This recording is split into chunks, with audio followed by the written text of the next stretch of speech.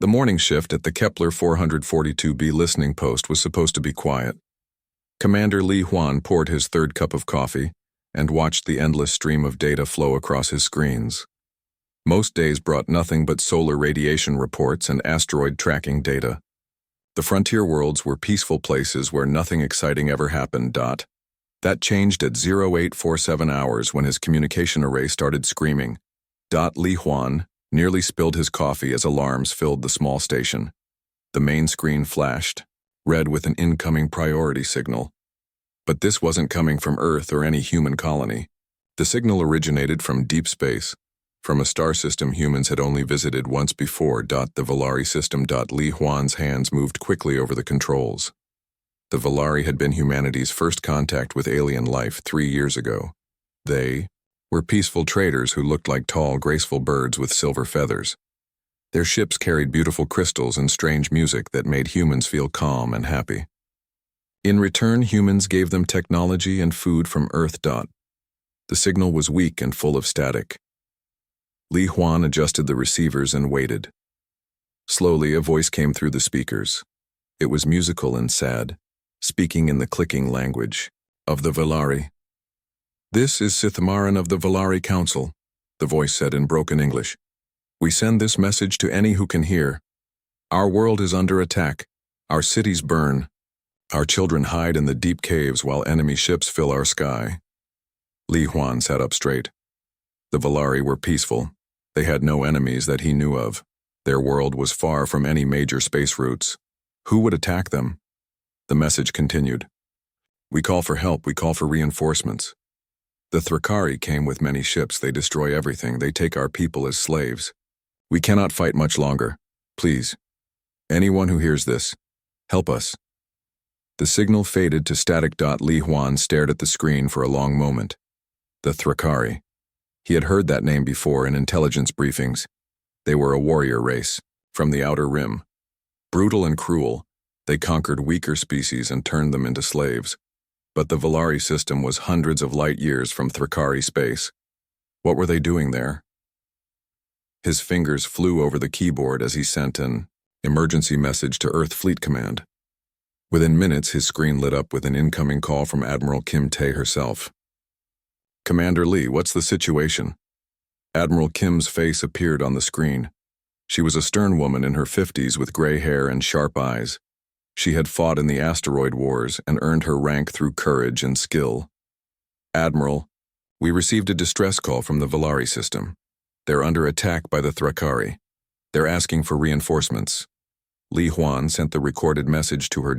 Admiral Kim listened to the message twice. Her face grew darker with each word. "How long ago did this signal arrive?" 17 minutes ago, ma'am. "Given the distance, this happened about 6 hours ago." 6 hours. Admiral Kim was quiet for a moment. "Commander, send this immediately to the Galactic Council. They need to know about this attack." Li Huan nodded and opened a channel to the Council station on Proxima Centauri. The Council was made up of 12 different alien species who worked together to keep peace in the galaxy. Humans had joined 3 years ago after meeting the Valari. The Council's response came back within an hour.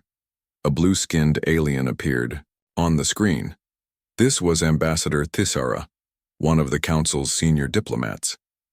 "The Galactic Council has received Earth's report about the Valari situation," Ambassador Thisara said in a bored voice. "We will send a diplomatic team to investigate. Our peacekeeping forces will be ready to deploy in approximately 1 standard year." 1 year? Li Huan couldn't hide his shock. "Ambassador, the Valari are dying right now. They need help today, not next year." "Commander, the Council follows proper procedures. We must investigate before taking action. We cannot simply rush into a situation without understanding all the facts." The screen went dark. Li Huan sat back in his chair. 1 year. The Valari would be dead or enslaved long before then. The Council's proper procedures were useless when people were dying. His communication board lit up again. This time it was Captain Park Day of the Earth Defense Force cruiser Soul's Pride. "Commander Lee, I heard about the Valari situation. What's Earth Fleet Command doing about it?" The council says they'll send help in a year, Li Huan said bitterly. Captain Park's face darkened. A year? Those bird people will be extinct by then. He paused. I'm forwarding this to Admiral Kim. Maybe she can do something the council won't. Admiral Kim called another meeting within the hour. This time she had gathered the entire Earth Fleet command staff. Li Huan watched as admirals and captains filled the conference screen from ships and stations across human space. You've all heard the Valari distress call, Admiral Kim began. The Galactic Council will not act for 1 year. By then, our friends will be dead or slaves. I want options. Ma'am, we have 47 ships in the active fleet, said Captain Choi Min from the Navigation Center. Against Thrakari forces, that might not be enough. How many ships are we talking about? Asked Admiral Kim. Captain Oh Jin from Intelligence spoke up. Based on previous Thrakari attacks, they probably sent between 100 and 200 ships. They like overwhelming force. 200 ships, Admiral Kim repeated slowly. And we have 47. Ma'am, there's something else, Captain Park said. The Thrakari don't just conquer. They make examples. If they succeed with the Valari, every peaceful species in the galaxy will know what happens when you're too weak to defend yourself. Admiral Kim was quiet for a long time. Everyone waited. Finally, she spoke. How long to reach the Valari system?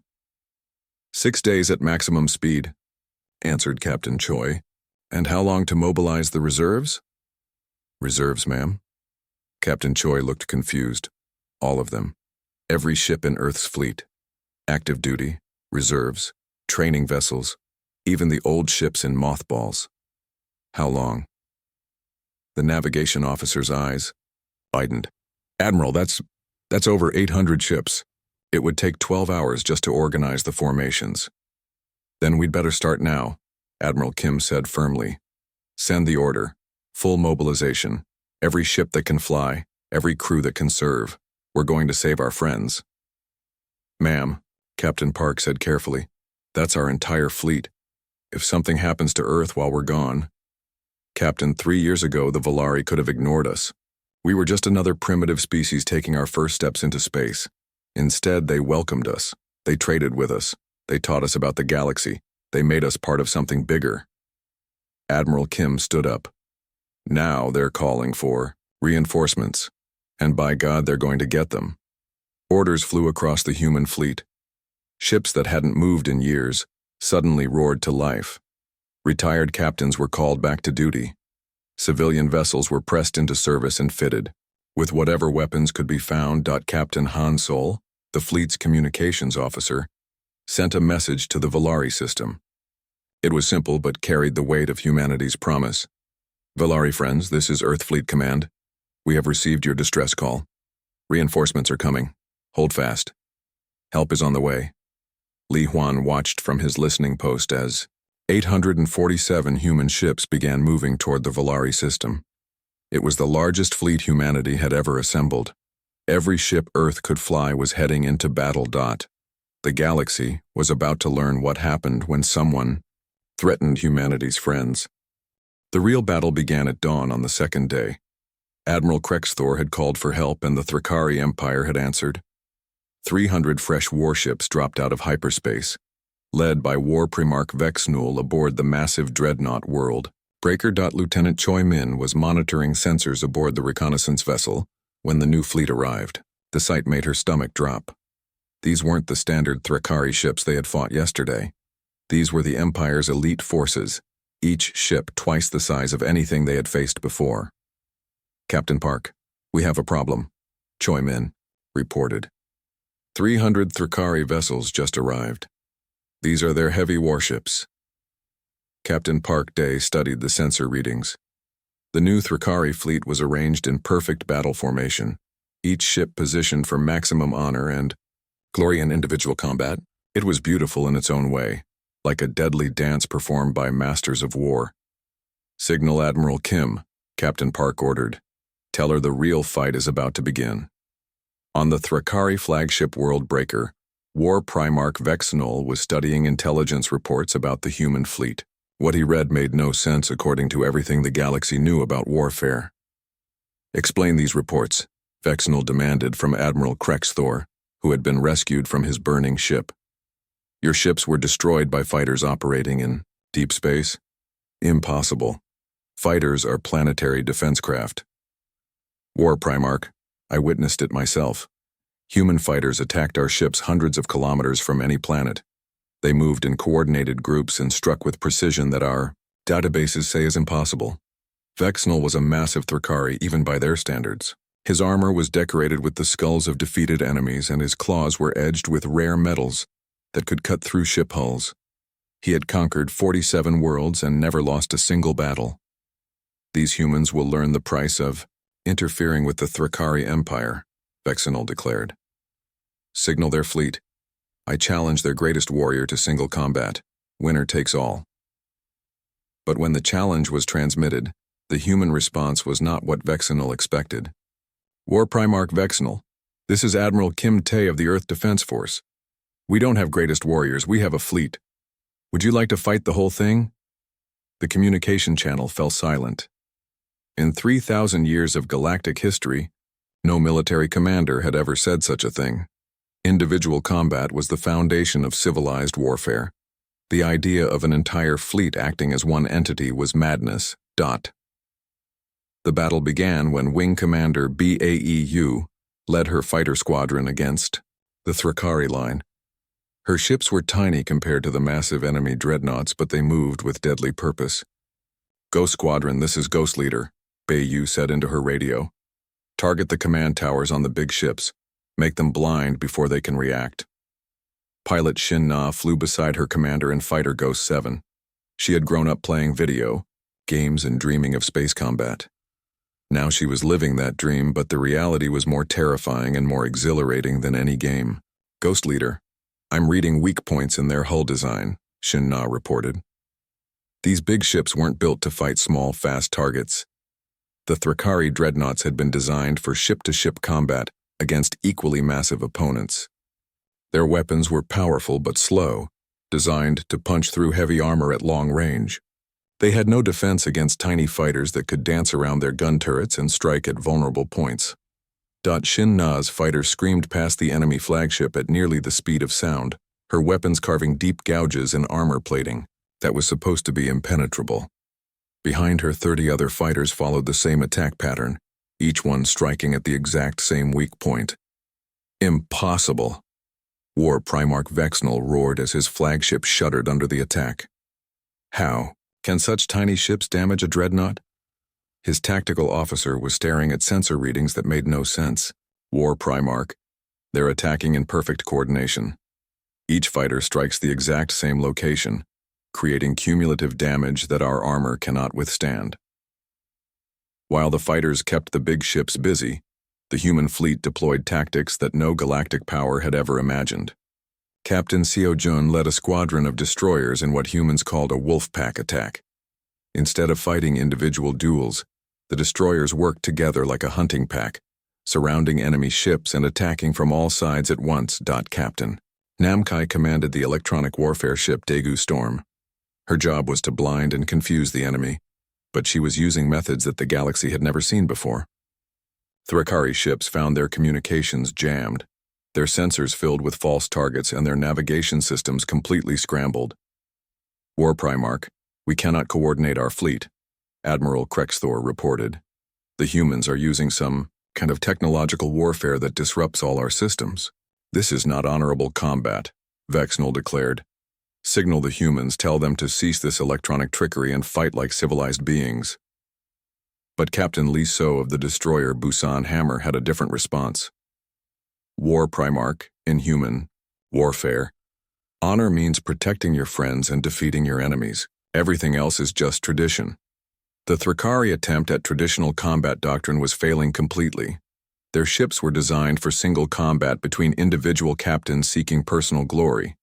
Human ships fought as a unified force, with no regard for individual recognition. When Thrakari Captain Morgul challenged the human destroyer Olsen Strike to single combat, Captain Ryu Hai accepted the challenge immediately. But as the two ships closed for battle, 5 other human vessels moved to support their ally. "This is not single combat," Captain Morgul protested. "This violates every rule of civilized warfare." "Captain Morgul, human warfare doesn't have rules," Captain Ryu replied calmly. "It has objectives. Our objective is to win." The most shocking moment came when the Thrakari tried their ultimate tactic, threatening civilians. War Primarch Vexnal ordered his ships to target the Valari cities below, believing that humans would surrender rather than watch innocents die. Instead, the human response was swift and terrible. Admiral Kim Tae redirected her entire fleet to protect the planet. Every human ship moved between the Thrakari fleet and the world below, creating a shield of metal and energy that could not be broken. "You would sacrifice your entire fleet for aliens?" Vexnal demanded, genuinely confused by this display. "War Primarch, we didn't come here to conquer," Admiral Kim replied. "We came here to protect our friends. That's what humans do." But the most disturbing discovery for the Thrakari came when they encountered human medical doctrine. The hospital, Ship Docto Mercy, commanded by Dr. Wu Jin, continued to rescue wounded from both sides throughout the battle. Dr. Kang Mi, aboard the medical vessel Geoje Hope, worked frantically to save the life of a Thrakari officer whose ship had been destroyed. When the officer regained consciousness, he stared at the human doctor in complete confusion. "Why did you save me?" the Thrakari asked. "I am your enemy." "You were wounded," Dr. Kang replied simply. "That makes you my patient." This concept was beyond Thrakari understanding. In their culture, enemies were killed or enslaved. The idea of risking your own life to save enemy wounded was not just foreign. It was incomprehensible. As the battle raged, War Primarch Vexnal began to understand what his forces were truly facing. These humans didn't fight like any species in galactic history. They had taken the art of war and transformed it into something completely new. "They fight like a single organism," Vexnal told his tactical staff. "Each ship knows what every other ship is doing. They attack without mercy, then risk their lives to save their enemies. They show no respect for individual honor, but they will die before they abandon their allies." The Thrakari fleet was being systematically destroyed by an enemy that fought according to completely different rules. Human ships worked together, with perfect coordination. They used electronic warfare to blind their enemies, then struck with overwhelming force. They ignored traditional honor codes, but displayed fierce loyalty to their friends. By the end of the day, 2/3 of the Thrakari fleet was destroyed or disabled. The survivors huddled together, surrounded by human ships that could have finished them at any moment, but instead offered medical aid and rescue services. War-Primarch Vexnal sent a final message to the Thrakari Empire before surrendering. Humans have brought something new to the galaxy. They don't fight wars the way we fight wars. They fight to protect their friends, and they fight to win. Send the Grand Fleet. Send everything we have. Because these humans have shown us that everything we thought we knew about warfare was wrong." The message ended with a warning that would change galactic history. They called for reinforcements. The humans came with a war fleet. And they're teaching us that there's a difference between conquest and protection. The difference is what you're willing to sacrifice to achieve your goal. The human fleet dropped out of hyperspace at the edge of the Valari system like thunder rolling across the sky. 847 ships stretched across 10 kilometers of empty space, from massive battleships to tiny fighters. It was the largest fleet ever assembled by any single species in galactic history. Lieutenant Oh Jin sat at the sensor station aboard the reconnaissance ship Soul's Pride. Her job was to scan the system and find out what they were facing. What she saw made her hands shake as she worked the controls. "Captain Park, you need to see this." Oh Jin said. Captain Park. Day moved to her station and looked at the display.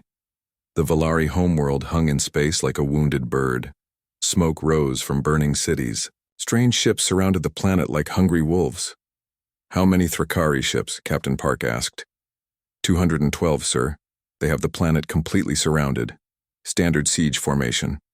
Oh Jin switched to a different screen. "But, Captain, look at this."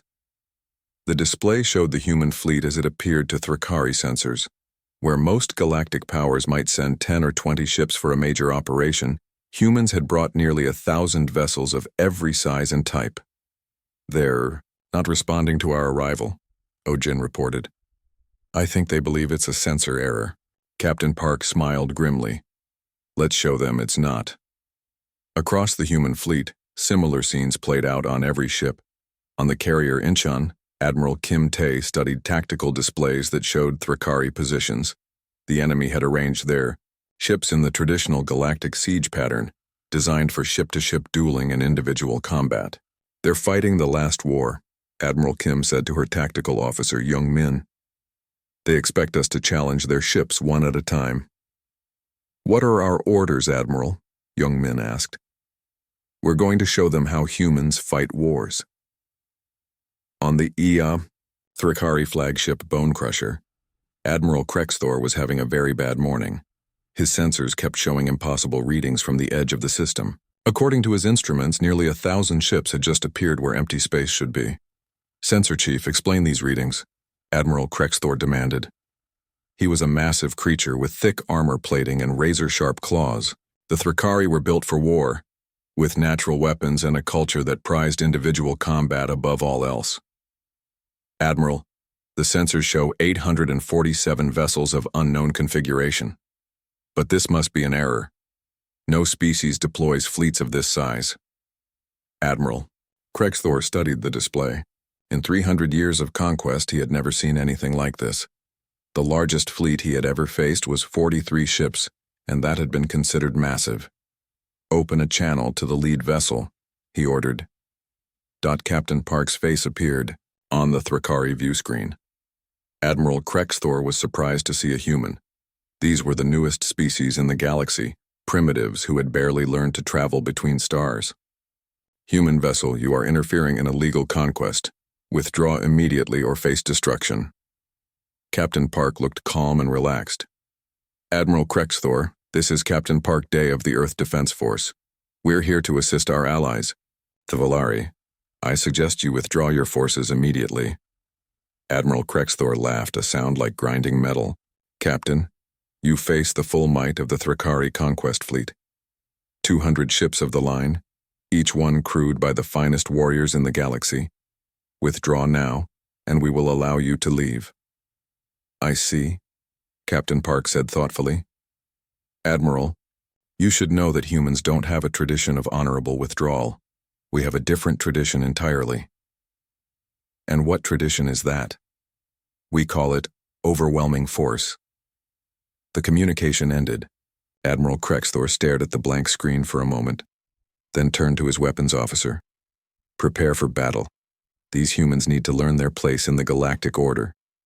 But as his ships began moving into combat formation, Admiral Krexthor noticed something strange. The human fleet wasn't arranging itself for traditional ship-to-ship combat. Instead, they were forming complex patterns he had never seen before. On the human side, the real battle was just beginning. Captain Yoon Soo led Alpha Fighter Wing from her tiny cockpit aboard fighter craft Blue 7. Behind her flew 200 other pilots in ships that shouldn't exist according to galactic warfare doctrine. "All wings, this is Alpha Leader, Yoon," Soo said into her radio. "Valari defenders, please identify friendly positions and clear our attack vectors. We're coming in fast." The Thrakari had never faced fighter craft in deep space before. In their experience, small ships were only used for planetary defense. The idea of tiny fighters operating hundreds of kilometers from any carrier was impossible. Captain Seojun commanded the destroyer Busan Hammer. His ship was part of the fleet's anti-fighter screen, protecting the larger vessels from enemy attack craft. The Thrakari didn't have fighter craft, but humans always planned for every possibility. "All destroyers, maintain formation. Cruisers, begin electronic warfare protocols." Seojun ordered. Captain Nam Ki aboard the cruiser Daegu Storm activated humanity's secret weapon. Electronic warfare had never been used in galactic combat, because most species considered it dishonorable. The Thrakari ship suddenly found their sensors filled with false targets and jamming signals. "What is happening?" Admiral Krexthor demanded, as his tactical displays flickered and went dark. Why can't we target their ships? Unknown, Admiral. Their technology is interfering with our systems. This was impossible. Galactic warfare was built on honor and individual skill. Ships met in single combat while their crews watched and cheered. The idea of deliberately blinding an enemy's sensors was unthinkable. Signal the human fleet, Admiral Krexthor ordered. Challenge their best captain to single combat. We'll settle this the proper way.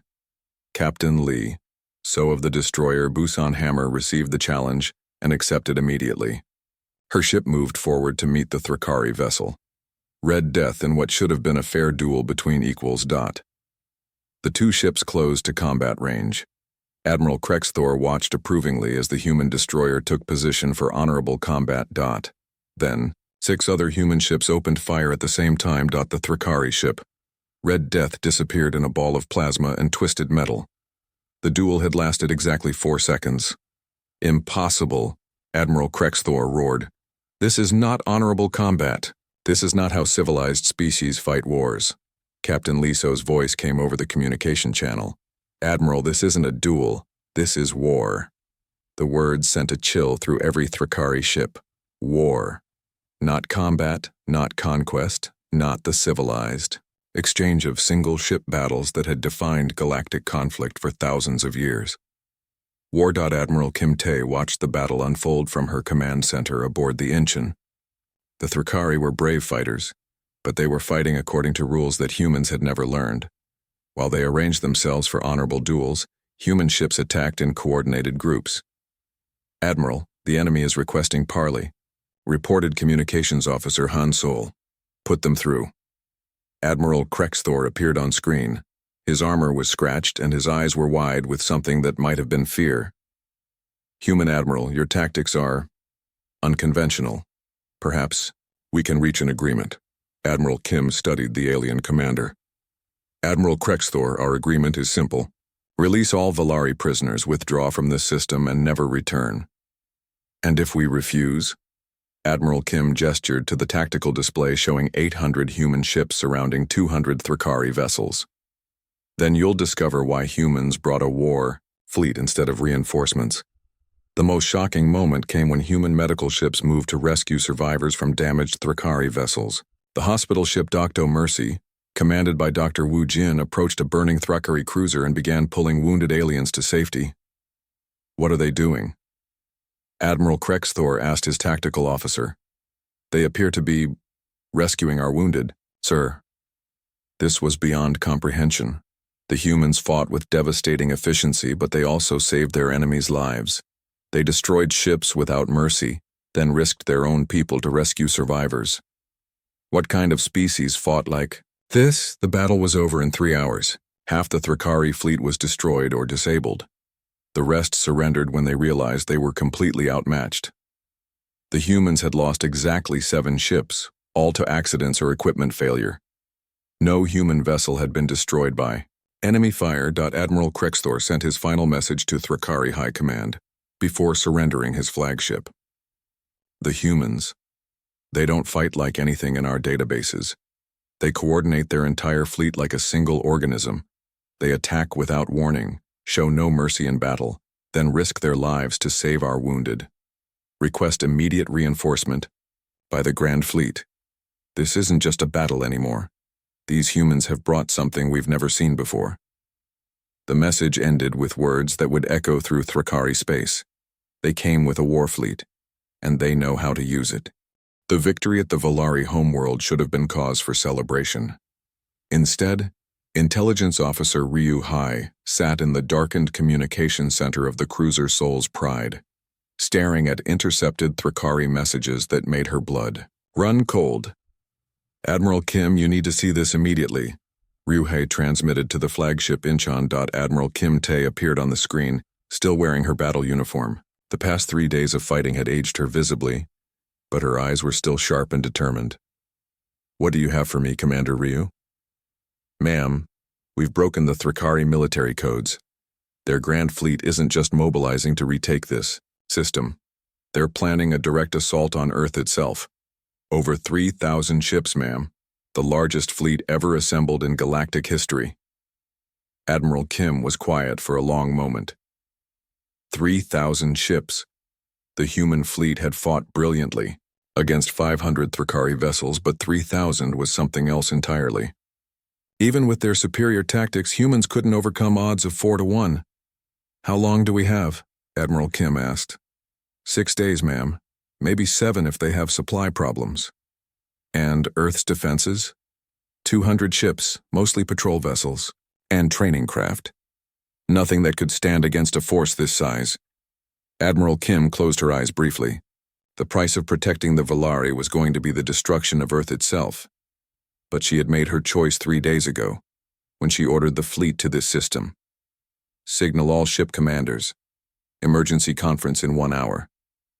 But before the meeting could begin, another crisis emerged. Ambassador Thisara of the Galactic Council arrived aboard a diplomatic vessel, demanding an immediate audience with Admiral Kim. The blue-skinned alien appeared on the main view screen of the Incheon, her face twisted with anger and frustration. "Admiral Kim, the Galactic Council demands that you withdraw your forces immediately and allow proper diplomatic channels to resolve this situation." "Ambassador, the situation is resolved," Admiral Kim replied calmly. "The Valari are free, and the Thrakari attack has been stopped. Admiral, you have violated every treaty governing galactic warfare. Your tactics are barbaric and uncivilized. You have attacked Thrakari ships without formal declarations of war. You have ignored the rules of honorable combat. You have used electronic warfare, which is considered a crime against military honor." Admiral Kim studied the alien diplomat. "Ambassador, the Thrakari were enslaving an entire planet. We stopped them. I fail to see the problem." "The problem, Admiral, is that you have disrupted the balance of power that has kept peace in this galaxy for thousands of years. If every species begins fighting wars the way humans fight wars, civilization itself will collapse. And what would you have us do?" "Withdraw immediately. Return all captured Thrakari personnel. Pay reparations for the ships you destroyed. Submit to Galactic Council authority, and agree never again to interfere in conflicts between other species." "Admiral." Kim was quiet for a long moment, then she asked a simple question. "Ambassador, how long has the Galactic Council known about Thrakari slave raids?" "That is not relevant to this discussion." "Answer the question." Ambassador Thisara looked uncomfortable. "The Council has been aware of certain Thrakari activities for several decades." "Several decades." Admiral Kim's voice was deadly calm. "And what has the Council done about it?" "The Thrakari Empire is a sovereign power. The Council cannot interfere in their internal affairs." "Internal affairs." Admiral Kim repeated the words slowly. "Ambassador, enslaving other species is an internal affair." "Admiral, you don't understand the complexities of galactic politics. The Thrakari serve a purpose. They maintain order in the outer systems. They ensure that primitive species don't disrupt established trade routes. The Council receives detailed reports about their activities and approves all major operations." The words hit Admiral Kim like a physical blow. The Galactic Council hadn't just known about the Thrakari slave raids. They had been approving them. "You're telling me that the Council has been allowing the Thrakari to enslave entire worlds?" "The Council maintains galactic stability through managed conflict resolution. Sometimes difficult decisions must be made for the greater good." "And the Valari, they were scheduled for enslavement." Ambassador Thisara looked even more uncomfortable. The Valari had exceeded their authorized technological development. They were becoming too advanced for their assigned role in the galactic economy. The Thrakari were sent to adjust the situation. Admiral Kim felt sick. The peaceful, artistic Valari had been marked for destruction simply because they were becoming too successful, and the Galactic Council had ordered it. "Ambassador, human participation in the Galactic Council is terminated, effective immediately." "Admiral, you cannot simply withdraw from the Council. There are procedures, treaties, legal obligations." "Ambassador, we just learned that the Council orders the enslavement of innocent species. As far as humans are concerned, you're not a government, you're a criminal organization." The communication ended within minutes. Admiral Kim was receiving messages from across human space. The revelation about the Galactic Council's involvement in the Thrakari slave trade had spread through Earth's communication networks like wildfire. Captain Im-hyo of the intelligence vessel Gyeongju Silent had been monitoring other council communications. What she found made the situation even worse. Admiral, it's not just the Thrakari. The Council has been managing conflicts across the galaxy for centuries. They decide which species gets to advance and which ones get destroyed. They maintain what they call galactic balance by ensuring that no one ever gets strong enough to challenge the established order. And humans? We were supposed to be limited to our home system. Our contact with the Valari wasn't planned. We were never supposed to develop faster-than-light travel or join the galactic community. According to Council records, humans were classified as contained development species, meaning we were supposed to stay primitive forever. Admiral Kim understood now why the Council was so angry about human interference. Humans weren't just disrupting one operation. They were proving that the entire galactic system was built on lies and oppression. But there was worse news coming. Captain Han Sol, the fleet communications officer, had intercepted messages from dozens of other species across the galaxy. Admiral, we're receiving distress calls from 17 different star systems. Word about our victory here has spread. Species that have been oppressed for centuries are asking for help. The messages were heartbreaking.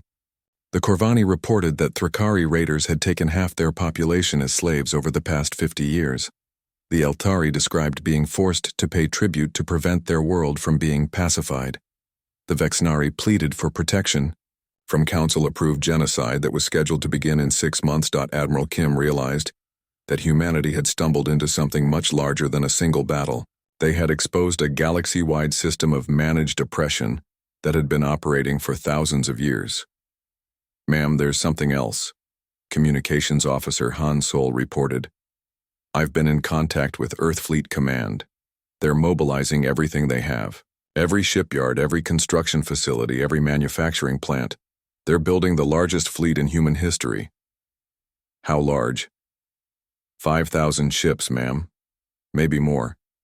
Every major corporation on Earth is contributing.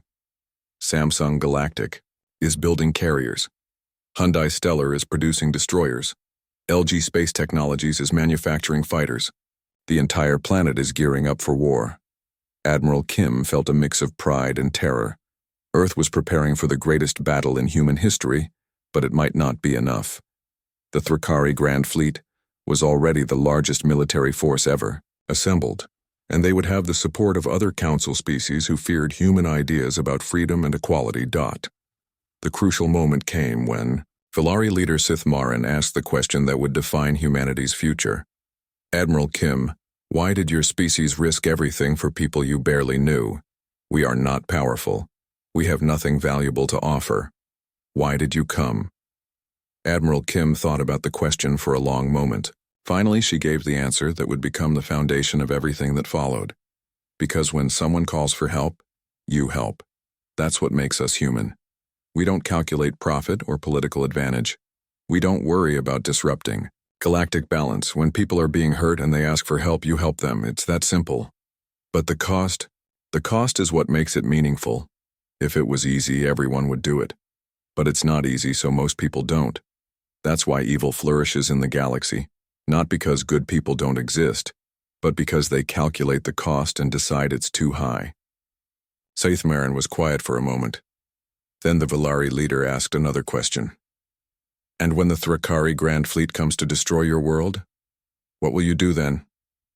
Admiral Kim smiled grimly. We'll show them what happens when someone threatens our home. The Thrakari think they know how humans fight. They've seen our tactics and our weapons, but they haven't seen human desperation yet. They haven't seen what we become when everything we love is threatened. And if you lose, then at least the galaxy will know that someone tried. Maybe that will inspire others to try as well. The Battle of the Helix Nebula would be remembered as the day the galaxy changed forever. Admiral Kim Tae positioned the human fleet inside the nebula's swirling gas clouds, using the electromagnetic storms to hide their true strength from enemy. Sensors. The Thrakari Grand Fleet arrived like a plague of locusts. Over 3,000 ships stretching across 50 kilometers of space. War Primarch Vexnal commanded from his flagship World Killer, a massive dreadnought that was larger than some human space stations. Scan the nebula, Vexnal ordered. Find the human fleet. His sensor operator struggled with readings distorted by the nebula's interference. War Primarch, I'm detecting approximately 1,000 human vessels, the same fleet that defeated our forces at the Valari system. Vexnal smiled, showing rows of razor-sharp teeth. The humans had made a fatal error. By hiding in the nebula, they had trapped themselves. His 3,000 ships would crush them like insects. But the sensor readings were wrong. During the 2 weeks since the Valari battle, humanity had mobilized on a scale never before seen in galactic history. Every shipyard, every construction facility, every orbital platform had been converted to military production.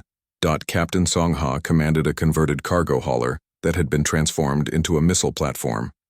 Her ship had once carried grain and manufactured goods between Earth's colonies. Now it bristled with enough firepower to destroy a Thrakari cruiser. Cargo Squadron, this is lead hauler, Songha said into her radio. Remember, we're not pretty, but we pack a punch. Hit them hard and hit them fast. Beside her flew mining supervisor Lim Do, commanding a squadron of asteroid processors that had been refitted as assault vessels. These ships had been designed to crack open asteroids and extract precious metals. Against enemy warships, they were devastatingly effective. Even the luxury cruise liner Jeju Paradise had been pressed into service. Captain Quan Ye had evacuated her passengers and replaced them with a mobile command center that coordinated the actions of civilian vessels across the battlefield. All civilian units, this is Paradise Control, Captain Quan announced. You may not be military, but you're still human. Show them what that means. The battle began when the Thrakari fleet moved into the nebula, confident that their superior numbers would guarantee victory. What they found instead changed everything they thought they knew about warfare. The humans didn't fight with the 1,000 ships the Thrakari sensors had detected. They fought with over 5,000 vessels of every size and type. Warships, cargo haulers, mining vessels, passenger liners, research ships, and even converted space tugs. Every ship that could mount weapons and carry a crew had joined the fight. Wing Commander Bayu led the first wave of fighters. But these weren't the same craft the Thrakari had faced before. Human industrial capacity had produced advanced fighters equipped with AI assistance systems that made them more dangerous than anything in the galactic arsenal. Ghost Squadron, this is Ghost Leader, BAEU said. New rules for today. We're not just fighting for the Valari anymore. We're fighting for the entire galaxy. Pilot Shin Na flew beside her commander in an advanced fighter that responded to her thoughts as much as her controls. The ship's AI partner, designated Eagle 7, had volunteered for this mission just like its organic pilot. Ghost Leader, Eagle 7 reports optimal combat parameters.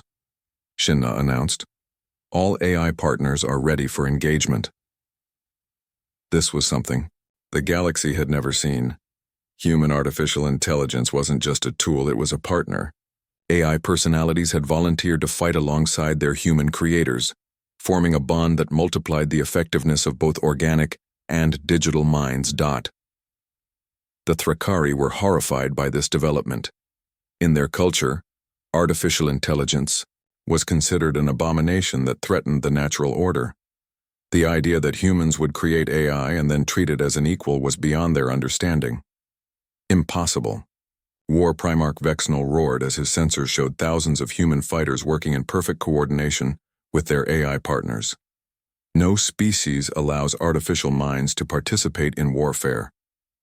But humans had long ago decided that consciousness was consciousness regardless of whether it was based on carbon or silicon.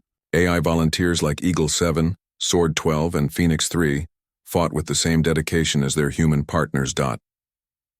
The turning point came when Drone Commander Ajax 7 led 10,000 unmanned fighters in a coordinated strike against the Thrakari flagship. Ajax 7 was an AI personality that had been created specifically for military operations, but it had developed its own sense of honor and duty that matched any human warrior. Attention Thrakari Fleet. Ajax-7 transmitted on all frequencies. This is Drone Commander Ajax-7 of the Earth Defense Force. You have threatened our friends and our home. This cannot be allowed. The unmanned fighters moved with perfect precision, their AI commanders coordinating attacks that no organic mind could have managed. They struck at exactly the right moment, hitting exactly the right targets with exactly the right force to disable rather than destroy. War. Primarch Vexenal watched in disbelief as his massive flagship was systematically dismantled by fighters, controlled by artificial minds that showed more tactical brilliance than most organic commanders. But the Thrakari had one final weapon. Deep in the hold of the World Killer was a Planet Killer device, a weapon capable of sterilizing entire worlds. Vexenal had brought it to make an example of Earth, to show the galaxy what happened to species that defied the established order. Activate the Planet Killer, Vexenal ordered. Target the human homeworld. If we cannot defeat their fleet, we will destroy their civilization. The weapon powered up, its energy signature visible across the entire battlefield. Every human ship detected the massive buildup of destructive force aimed at Earth. Captain Li Huan, who had been promoted from his listening post to command a fighter squadron, volunteered for a suicide mission into the weapon's core. This is Captain Li Huan to all human forces, he transmitted. The Planet Killer must be stopped. I'm going in alone. Tell Earth we kept our promise. Tell them we protected our friends. But humanity had learned something during their time in space. Heroes were valuable, but clever engineering was better. Dr. Wu Jin had spent weeks developing new shield technology based on Valari crystal matrices, and fighter ace Shin Na had been equipped with an experimental rescue system. Negative, Captain Li, Shin Na transmitted. Ghost 7 is equipped with new extraction protocols. Make your run, but don't plan on dying today. Captain Li's fighter screamed toward the Planet Killer weapon, dodging defensive fire from dozens of Thrakari gun turrets. His ship was hit multiple times, but he pressed forward until he reached the weapon's core. The explosion that followed lit up the entire nebula. The Planet Killer device imploded, taking most of the Thrakari flagship with it. But at the last second, Shin Na's fighter snatched Captain Li from the destruction, her AI partner Eagle 7 calculating the rescue trajectory with impossible precision. Captain Li, this is Ghost 7, Shin Na said as her ship carried the rescued pilot to safety. Welcome back to the living. The destruction of their ultimate weapon broke the Thrakari fleet's will to fight. War Primarch Vexenal ordered a general surrender, but his words carried implications that reached far beyond the immediate battle. Human Admiral, we surrender not just our fleet but our understanding of warfare itself. You have shown us that everything we believed about conflict was wrong. We fought for conquest and glory. You fought to protect those who could not protect themselves. We used our strength to oppress the weak. You used your strength to defend them. Admiral Kim Tae accepted the surrender, but her terms surprised everyone listening.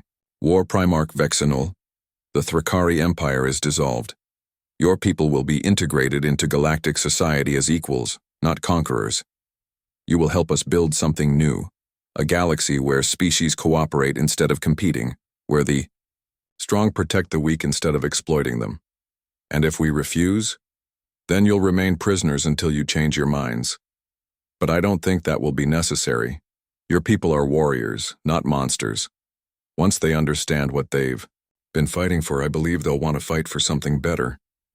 The aftermath of the Battle of the Helix Nebula reshaped galactic civilization.